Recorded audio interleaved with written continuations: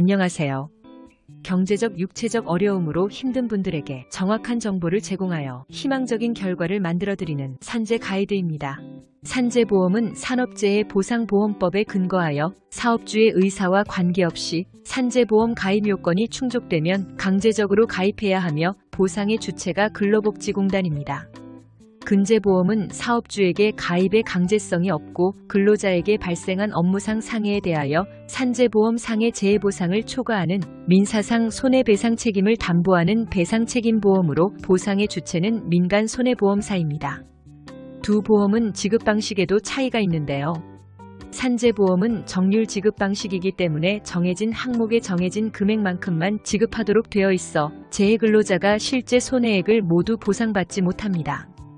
이에 비해 사업장에 근제보험이 가입되어 있으면 산재보상 외에 초과되는 손해액을 근제보험을 통해 배상받을 수 있습니다.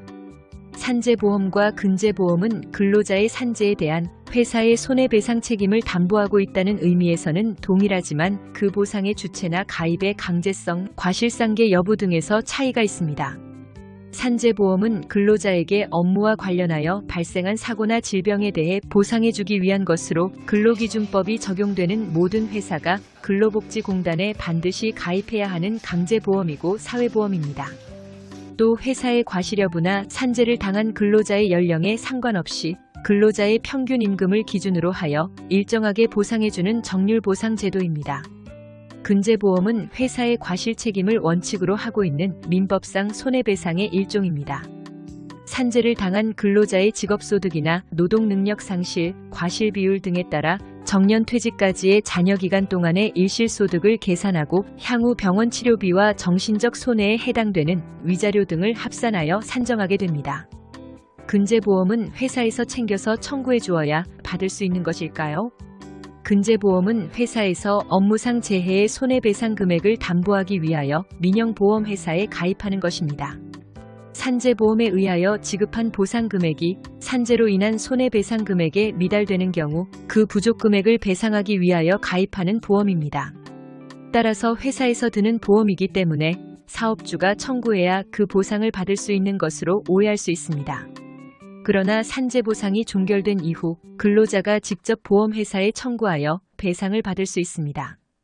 근제보험은 회사에서 청구해야 받을 수 있다는 이야기는 잘못된 것입니다. 만약 회사가 근제보험에 가입되어 있지 않다면 어떻게 해야 할까요?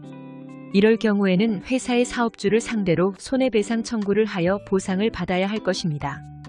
결과적으로 산재보상이 끝난 후 근제보상 또는 사업주를 상대로 한 손해청구를 하지 않는 경우에는 실제 발생된 손해보다 적게 보상받는 것이 되기 때문에 근로자의 입장에서 보면 손해를 보게 됩니다.